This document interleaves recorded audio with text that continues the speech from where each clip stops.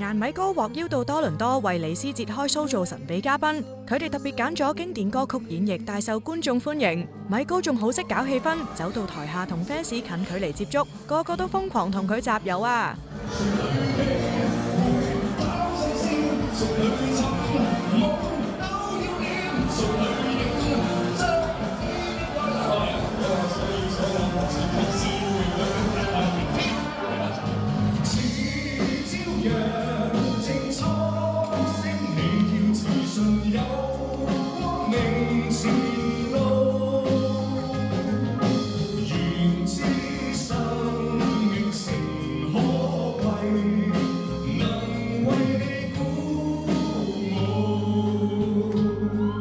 今次嚟到多倫多，米高除咗擔任表演嘉賓之外，仲首度喺當地搞粉絲見面會，向歌迷大派禮物。一眾米粉仲提前同米高預祝生日，作為主人家，點都要唱多幾首歌回饋大家啦！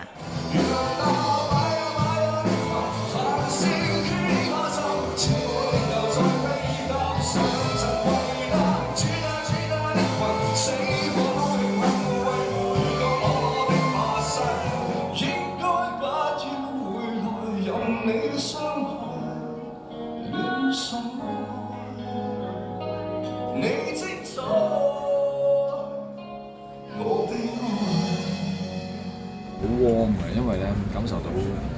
多倫多嘅觀眾朋友們咧係好熱情啦，同埋好支持我哋用聲音、中意用聲音嘅歌手啦，好窩心，因為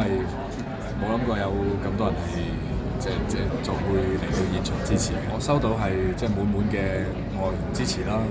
我覺得自己最開心今次係我可以睇到好多雪，即係好難得可以見到，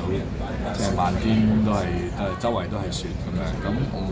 係一個好好嘅體驗。